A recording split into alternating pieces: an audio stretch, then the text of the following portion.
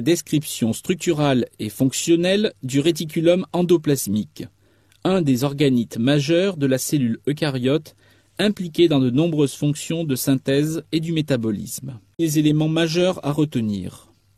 Vous devez savoir définir les réticulums endoplasmiques, c'est-à-dire le réticulum lisse, le réticulum granuleux et le réticulum sarcoplasmique.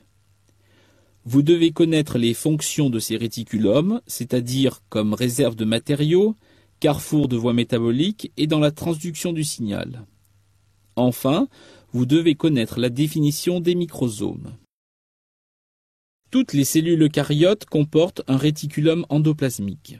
Il s'agit d'un réseau de membranes internes interconnectées, formant des tubules et des sacs, appelés aussi cisternae ou citernes.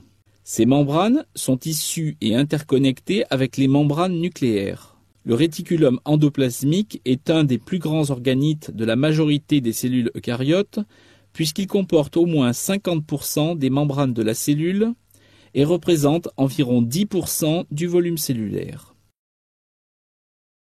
L'observation détaillée au microscope électronique du réticulum a permis de différencier deux types de réticulum. Le réticulum endoplasmique lisse, ou REL, montre une structure au microscope composée uniquement d'un réseau de membranes. Au contraire, le réticulum endoplasmique granuleux, ou REG, montre une structure en réseau de membranes ponctuées de granules plus denses qui sont des ribosomes. Cette photographie montre les deux types de réticulum observés, avec le réticulum endoplasmique lisse sur la partie droite et le réticulum endoplasmique granuleux sur la partie gauche. Ces deux types de réticulum sont en continuité l'un avec l'autre, il ne s'agit donc pas de deux organites séparés physiquement. Bien que ces deux réticulums soient toujours présents dans toutes les cellules et en connexion l'un avec l'autre, leurs quantités respectives sont très différentes en fonction du type cellulaire considéré. Ce tableau compare la quantité de membranes des différents organites entre deux types cellulaires différents, l'hépatocyte et la cellule exocrine pancréatique. L'hépatocyte montre des quantités d'ordre comparable entre les deux types de réticulum, alors que la cellule exocrine montre une quantité très importante de réticulum granuleux et une quantité très faible de réticulum lisse. Ces grandes différences sont directement liées aux fonctions cellulaires exercées par des activités enzymatiques au sein de ces différents types de réticulum. Le réticulum endoplasmique a de nombreuses fonctions, mais il est particulièrement important pour la synthèse des protéines et des lipides. La synthèse des protéines est assurée par le réticulum endoplasmique granuleux, alors que la synthèse lipidique siège dans le réticulum endoplasmique lisse. Le stockage du calcium intracellulaire est une autre fonction assurée par le réticulum endoplasmique des muscles striés. Le réticulum endoplasmique granuleux a pour fonction la synthèse et la maturation de protéines. Il s'agit des protéines qui ont pour destination les différentes membranes, la plupart des organites, et les protéines qui seront sécrétées hors de la cellule.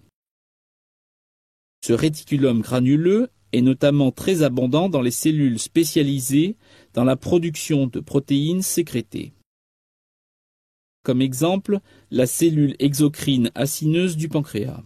Elle possède une polarité avec un pôle basal très riche en réticulum endoplasmique granuleux et un pôle apical riche en granules et siège de la sécrétion extracellulaire.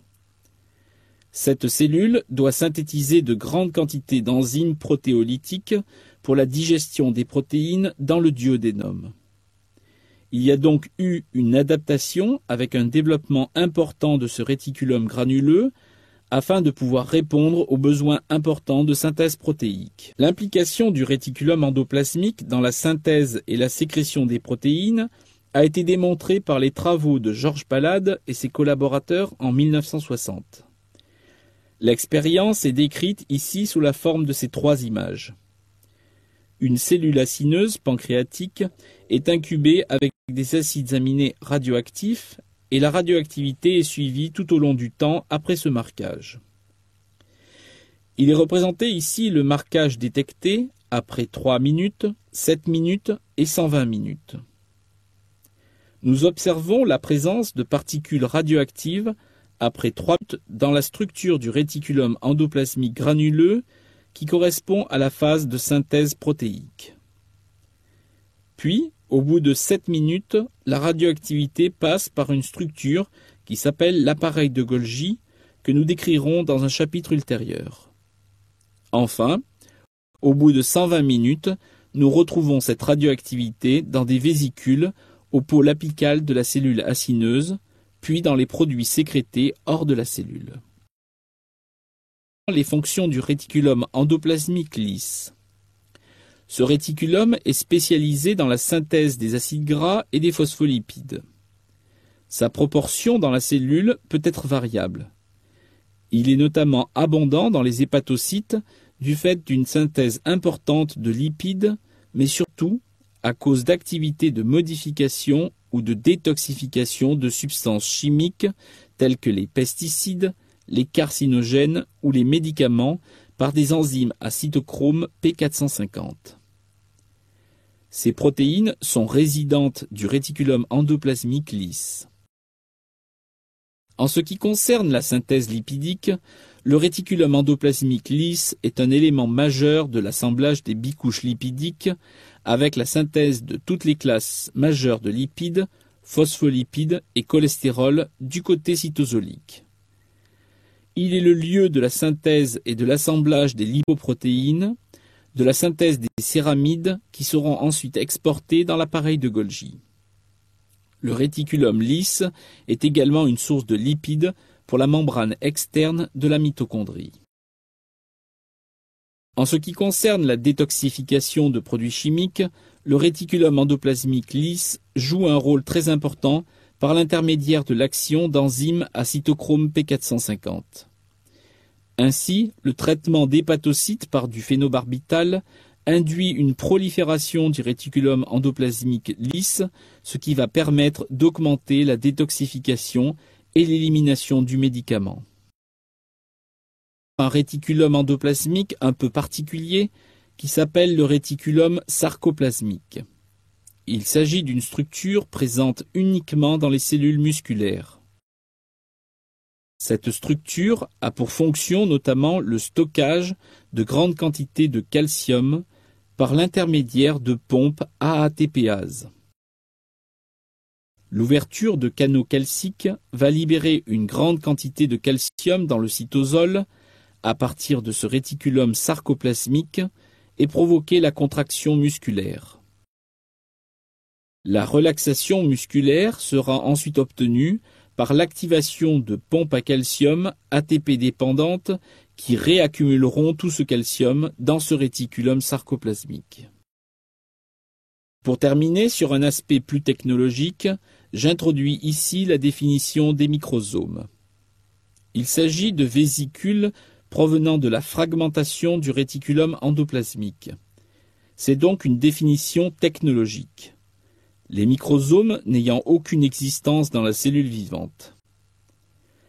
L'expérience représentée ici commence sur la gauche par la lyse de la cellule qui va provoquer la fragmentation en vésicules du réticulum endoplasmique. Nous allons obtenir deux groupes de vésicules qui sont issus du réticulum endoplasmique lisse et du réticulum endoplasmique granuleux. Par centrifugation différentielle sur des gradients de sucrose, il est possible de séparer ces deux groupes de microsomes, ceux issus du réticulum endoplasmique lisse et ceux issus du réticulum endoplasmique granuleux. Vous avez une photographie en microscopie électronique qui représente des microsomes après cette étape de centrifugation. Ces microsomes représentent des outils très intéressants pour l'investigation du métabolisme de composés chimiques, car ils comportent les différentes enzymes spécifiques du réticulum endoplasmique lisse ou du réticulum endoplasmique granuleux.